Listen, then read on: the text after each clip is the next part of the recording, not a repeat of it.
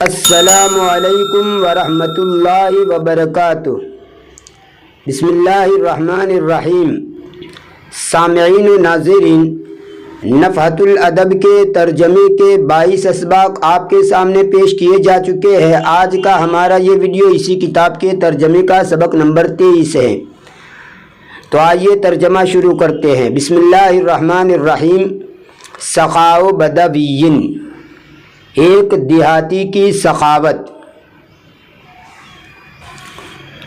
قیل لقیس بن سعد هل رأیت قط اسخا منک، قیس بن سعد سے کہا گیا کیا تو نے تجھ سے زیادہ سخی کسی کو دیکھا ہے، کبھی دیکھا ہے؟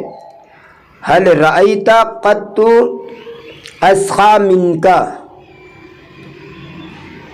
کیا تم نے کبھی اپنے سے زیادہ سخی کو دیکھا ہے؟ قال نعم، تو اس نے کہا کہ ہاں۔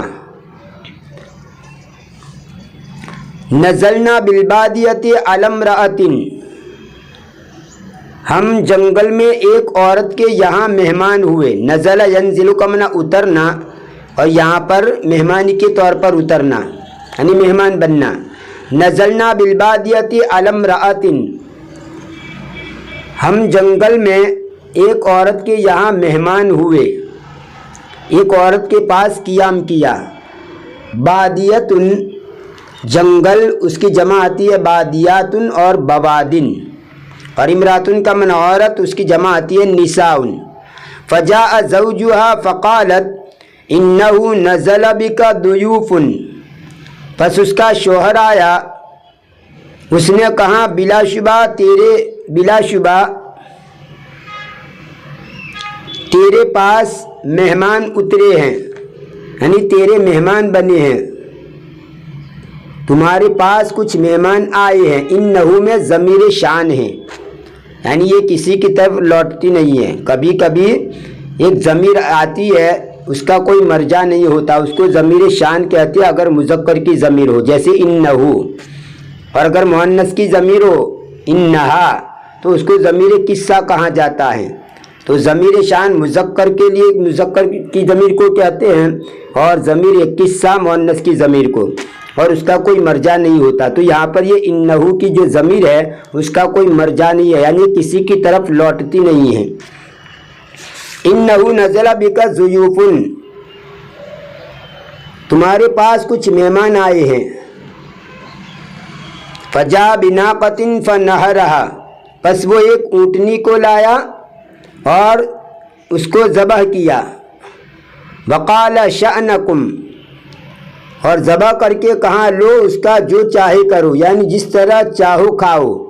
وقال شأنکم، شأن کا اصل معنی ہوتا ہے حالت، کیفیت، ضرورت، درجہ، مرتبہ، اہمیت و تعلق، یہ سب معنی ہوتے ہیں۔ جیسے شؤون البیت کہا جاتا ہے گھر کے کام کاج، شؤون المدرسۃ مدرسے کے امور، مدرسے کے کام کاج، تو شأن کے یہ سب معنی آتے ہیں۔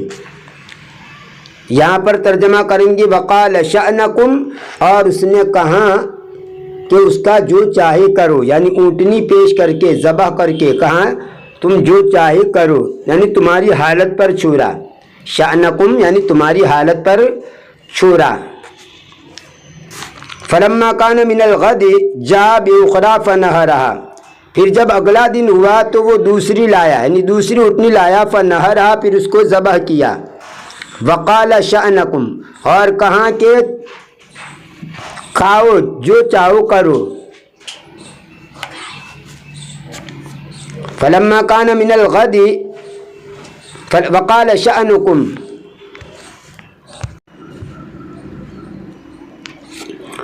وقال شأنکم، اور اس نے کہا کہ تم جو چاہو کرو، یعنی تمہاری حالت پر ہم نے چھوڑ دیا۔ فقلنا ما اکلنا من اللتی نہرت البارحۃ الا الیسیر، تو ہم نے کہا کہ ہم نے نہیں کھایا من اللتی، اس میں سے جس کو تو نے گزشتہ ذبح کیا تھا مگر تھوڑا سا، یعنی گزشتہ جو اونٹنی ذبح کی تھی اس میں سے ہم نے تھوڑا سا ہی کھایا. مطلب کہنا یہ چاہ رہے ہیں کہ اب ذبح کرنے کی ضرورت نہیں تھی، وہی کافی تھا. جو گزشتہ کل ذبح کیا تھا اسی میں سے کافی تھا، گزشتہ رات جو ذبح کیا تھا وہی کافی تھا. یسیر کا معنی یہاں پر تھوڑا.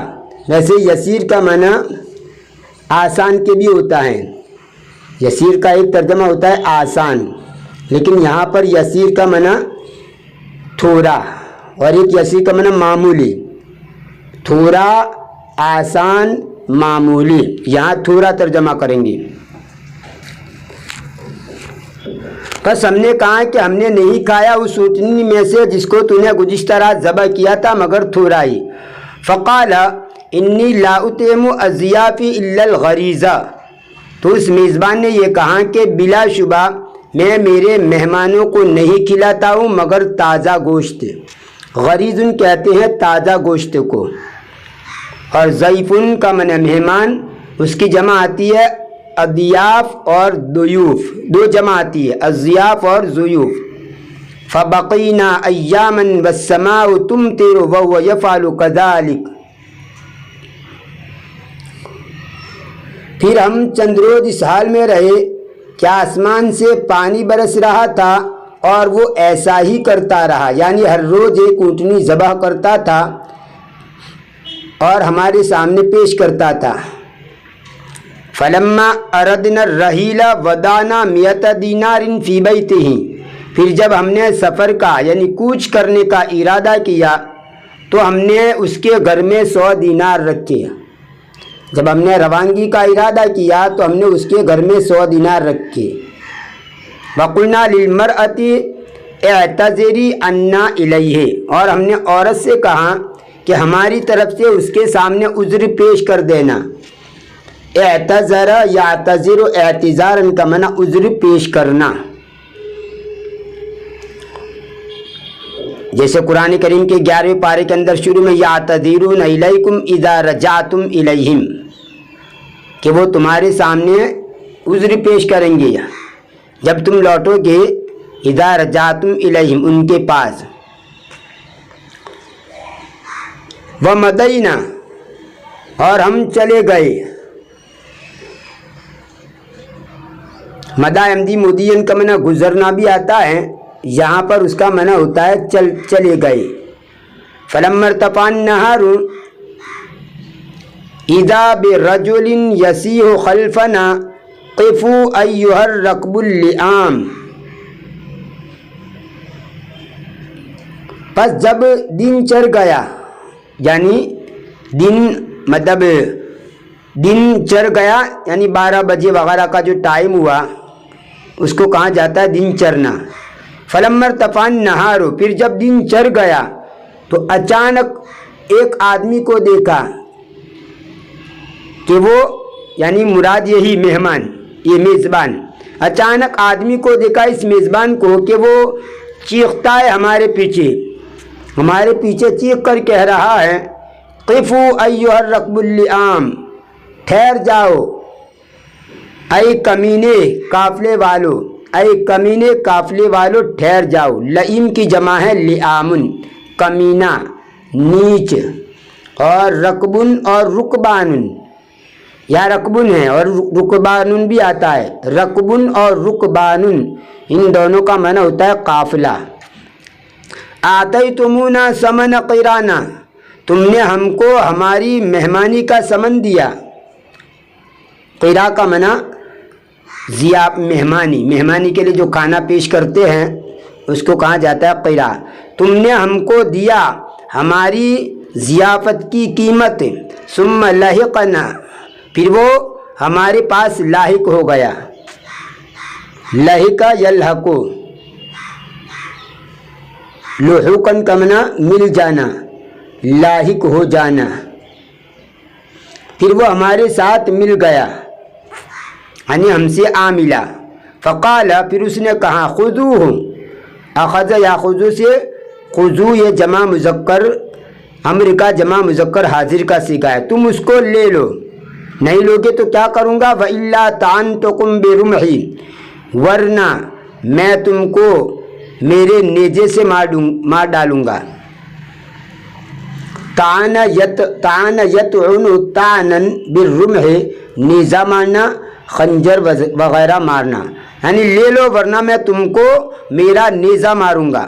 فأخذناها، تو ہم نے اس کو لے لیا۔ وانصرفنا متعجبین من حالہ ومثنین علی سخائہ وحسن ضیافته، اور ہم لوٹ گئے اس کی حالت سے تعجب کرتے ہوئے اور اس کی سخاوت اور اس کی حسن ضیافت، اس کی سخاوت اور اس کی حسن ضیافت یعنی اچھی مہمانی، اس کی حسن ضیافت کی تعریف کرتے ہوئے۔ اسنا یسنی اسنان، تعریف کرنا، سراہنا، خراج تحسین ادا کرنا، داد دینا۔ تو مسنینا، یہ اسنا یسنی اسنان، اس کا یہ اسم فاعل کا صیغہ ہے جمع کا، مسنینا، اور یہ حال بنے گا۔ متعجبین اور مسنین یہ دونوں حال بنیں گے۔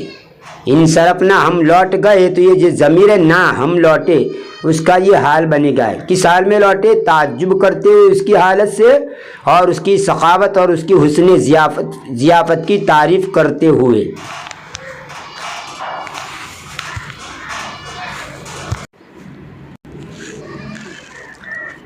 الصدیق الوفی، وفادار دوست۔ کتابی، یہاں پر کتاب کے بارے میں کہہ رہے ہیں کہ یہ کتاب جو ہے یہ ہمارا وفادار دوست ہے۔ کتاب کے کیا کیا فوائد ہیں اور کتاب کیا ہیں اس کے بارے میں کہہ رہے ہیں۔ الصدیق الوفی، وفادار دوست۔ کتابی انت الصدیق الوفی، اے میری کتاب تو وفادار دوست ہیں۔ وانت المعلم والمرشد، اور تو سکھانے والی اور رہنما ہے، رہبری کرنے والی ہے۔ معلم کا معنی سکھانے والی اور مرشد کا معنی رہنما، گائیڈ دینے والی۔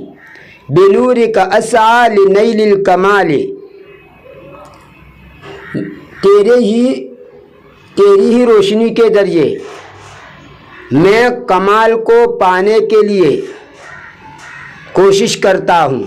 سعی، سعی کا معنی دوڑ دھوپ کرنا، کوشش کرنا، کسی کام کے لیے قدم اٹھانا۔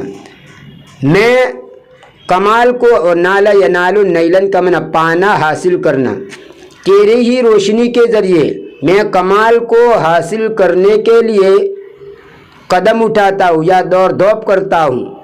وفی درجات العلا اسعد، اور بلندیوں کے درجات میں چڑھتا ہوں، یعنی تیری ہی بدولت میں کمال حاصل کرتا ہوں اور بلندیوں کے درجات پر چڑھتا ہوں، یعنی بلندیاں تیری وجہ سے مجھے ملتی ہے۔ سعیدہ یسعد صعوداً، اس کا معنی ہوتا ہے چڑھنا۔ اذا ما صحبتک ارشدتنی، جب جب میں تیرے ساتھ ہوتا ہوں تو میری رہنمائی کرتی ہے۔ اذا ما صحبتک، صحبہ ہے سبق میں ساتھ رہنا، جب جب میں تیرے ساتھ رہتا ہوں، ارشدتنی، تو میری رہبری کرتی ہے۔ وعلمتنی ما بہ اسعد، اور تو مجھے سکھاتی ہے وہ چیز جس کے ذریعے میں خوشبخت ہو جاؤں۔ سعید یسعد کا معنی خوشبخت ہونا یا خوش ہو جانا۔ اور یہاں پر آپ ترجمہ کریں ترقی کرنا۔ وعلمتنی ما بہ اسعد، اور تو مجھے سکھاتی ہے وہ جس کے ذریعے میں ترقی کروں یا میں خوشبخت ہو جاؤں یا میں خوش ہو جاؤں، خوش نصیب بن جاؤں۔ اسی سے سعید ان کا معنی خوشبخت، خوش نصیب۔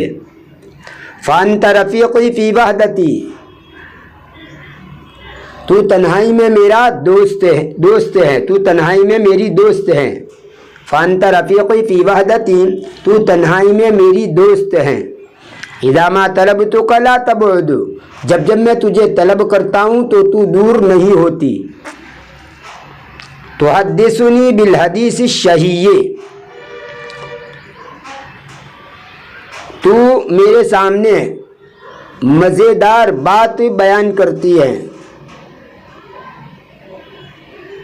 تو میرے سامنے مزیدار، شہیٌ اس کا معنی ہوتا ہے مزیدار، مرغوب، پسندیدہ، تو میرے سامنے پسندیدہ یا مزیدار یا مرغوب بات بیان کرتی ہے۔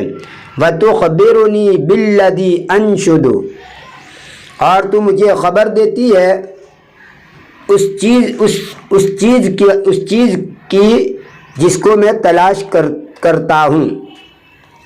نشد ینشد نشدن و نشدانن، باب نصر سے گم شدہ چیز کو تلاش کرنا، اسی سے منشودن کا معنی مقصود مطلوبہ چیز، جس چیز کو تلاش کیا جائے مطلوبہ۔ وَتُخْبِرُنِي بِالَّذِي أَنشُدُ، اور تو مجھ کو خبر دیتی ہے جن کو میں تلاش کرتی ہوں، یعنی جن کا میں طالب ہوں۔ وَتَكْشِفُ لِي حِكَمَ السَّالِفِينَ، تو گزشتہ لوگوں کی کارآمد باتیں مجھے بتاتی ہے۔ حکمتن کی جمع حکمن، حکمتن کا معنی ہوتا ہے دانش مندی، عقل مندی۔ ویسے حکمتن کے لفظی معنی تو یہ ہوتا ہے دانش مندی، عقل مندی، لیکن حکمت کا مفہوم بڑا وسیع ہے۔ بعض لوگوں کو اللہ تبارک و تعالی عجیب قسم کی دانائی دیتے ہیں، حکمت دیتے ہیں، جیسے لقمان حکیم کے آپ نے اقوال اگر دیکھے ہوں تو کیسے عجیب و غریب ان کے اقوال ہیں۔ مجھے ڈیٹیل میں نہیں جاتا، آپ لقمان حکیم کی حکایتیں پڑھیے، آپ کو سمجھ میں آ جائے گا کہ حکمت کس کو کہا جاتا ہے۔ اور اسی طرح حکایت لطیفہ ایک فارسی کی کتاب ہے، فارسی کے اندر کچھ حکایت اور کچھ لطیفے اس کے اندر ہے، آپ شروع سے پڑھیے، اس سے بھی آپ کو اندازہ ہوگا کہ حکمت کس کو کہا جاتا ہے۔ وَتَكْشِفُ لِي حِكَمَ السَّالِفِينَ، اور تو میرے سامنے گزشتہ لوگوں کی حکمتیں بیان کرتی ہیں۔ وَتُبْرِزُ مَكْنُونَ مَا خَلَّدُوا، اور انہوں نے جو ہمیشہ کے لیے علمی سرمایہ چھوڑا ہے اسے ظاہر کرتی ہے۔ برز یبرز بروزن، باب نصر سے نمایاں ہونا، ظاہر ہونا، اور باب افعال کے اندر لے جائیں گے ابرز یبرز ابرازن، ظاہر و نمایاں کرنا، منظر عام پر لانا، یہاں پر یہی معنی ہوگا۔ اور مکنون کہتے ہیں آنکھوں سے دور پوشیدہ، جیسے قرآن کریم کے اندر ہے یطوف علیہم غلمان لہم کأنہم لؤلؤ مکنون، جنت کا تذکرہ ہے، اور جنت کی جو وہاں کے جو غلام ہوں گے ان کی کیفیت بیان کر رہے ہیں کہ کیسے ہوں گے، تو یہ غلام جو ہے وہ ان کے پاس آئیں گے، جنتیوں کے پاس طواف کریں گے، گویا کہ وہ ایسے ہوں گے جیسے چھپا ہوا موتی ہو۔ لؤلؤ مکنون یعنی چھپا ہوا موتی، تو مکنون کا معنی چھپا ہوا۔ یہ اصل میں کن یکن کنن، باب نصر شروع سے اس میں مفعول کا صیغہ ہے، چھپانا، اور اکن یکن اکنانن، باب افعال کے اندر بھی اس کا معنی ہوتا ہے چھپانا، دل میں رکھنا، جیسے قرآن کریم کے اندر ہے ان ربک لیعلم ما تکن صدورہم وما یعلنون، بلا شبہ تیرا رب البتہ جانتا ہے وہ چیز جو تمہارے سینے چھپاتے ہیں اور وہ ظاہر کرتے ہیں، یعنی جو کچھ تمہارے سینوں میں چھپا ہوا ہے وہ بھی جانتا ہے، اور جو کچھ وہ ظاہر کرتے ہیں وہ بھی جانتا ہے۔ خیر، تو یہ مکنون یا کن یکنو سے اس میں مفعول کا صیغہ ہے۔ اور تو ظاہر کرتی ہے، کیا ظاہر کرتی ہے؟ وہ سے مراد وہ علمی سرمایہ جو انہوں نے چھوڑا، خلد یخلد تخلیدن، اس کا معنی ہوتا ہے ہمیشہ رکھنا، دوام عطا کرنا، اور خلد ذکرہ کا معنی یادگار بنا دینا، زندہ جاوید بنا دینا۔ تو جو کچھ انہوں نے چھوڑا ہے علمی سرمایہ، اس علمی سرمایہ کے پوشیدہ چیزوں کو تو ہمارے سامنے ظاہر کرتی ہے۔ کتابی انت عزیز علیہ، اے میری کتاب تو مجھے بڑی پیاری ہے، میری کتاب تو مجھے عزیز ہے، پیاری ہے۔ عزیز ان کا معنی پیارا، ویسے عزیز ان کا معنی ہوتا ہے زبردست، لیکن ایک معنی اس کا ہوتا ہے پیارا، اور عزیز ان کا معنی ایک ہوتا ہے مشکل بھی ہوتا ہے، جیسے یہ معاملہ یہ عزیز المنال کہا جاتا ہے مشکل سے حاصل ہونے والا، عزیز المنال یعنی مشکل سے حاصل ہونے والا، تو عزیز ان کا ایک معنی ہوتا ہے مشکل بھی، اور یہاں عزیز ان کا معنی پیارا۔ کتابی انت عزیز علیہ، اے میری کتاب تو مجھے پیاری ہے، وانت لمشتہی مورد، اور جو کچھ بھی میں چاہتا ہوں، جن چیزوں کی مجھے خواہش ہے، تو پورا کرنے کا ذریعہ ہے، اور تو ان چیزوں کو جو میں چاہتا ہوں، یعنی جس کی مجھے خواہش ہے، ان چیزوں کو پورا کرنے کا ذریعہ ہے۔ موردن اس کا اصل معنی ہوتا ہے ذریعہ معاش، چشمے کو بھی کہا جاتا ہے۔ چشمہ سے مراد آنکھوں پر پہننے کا چشمہ نہیں، بلکہ جیسے پانی پھوٹتا ہو کسی جگہ پر تو یہ پانی کا چشمہ ہے، اور ایک اس کا معنی ہوتا ہے راستہ۔ وردہ یرید ورودن سے یہ اس میں ظرف کا صیغہ ہے موردن، پانی کی گھاٹ کو بھی کہا جاتا ہے، جہاں پر آدمی پانی پینے کے لیے جاتا ہے، وہ پانی پینے کے لیے بھرنے کے لیے وہ اس کو بھی مورد کہا جاتا ہے، اس کی جمع آتی ہے مواردو۔ اور اشتہا یشتہی، اشتہان کا معنی خواہش رکھنا، چاہنا، جیسے قرآن کریم کے اندر ہے وَلَكُمْ فِيهَا مَا تَشْتَهِي أَنفُسُكُمْ وَلَكُمْ فِيهَا مَا تَدَّعُونَ، یعنی جنت کے اندر وہ سب نعمتیں ملے گی تم کو جس کی تم خواہش رکھتے ہو، تمہاری من پسندیدہ جنت کے اندر چیزیں تمہیں ملے گی۔ یہ تھا نفحۃ الادب کے ترجمے کا سبق نمبر 23۔ انشاءاللہ آنے والی ویڈیو میں اس کتاب کے ترجمے کا سبق نمبر 24 آپ کے سامنے پیش کیا جائے گا۔ تب تک کے لیے انتظار کیجیے، دعا میں یاد رکھیے، فی امان اللہ، الی اللقاء۔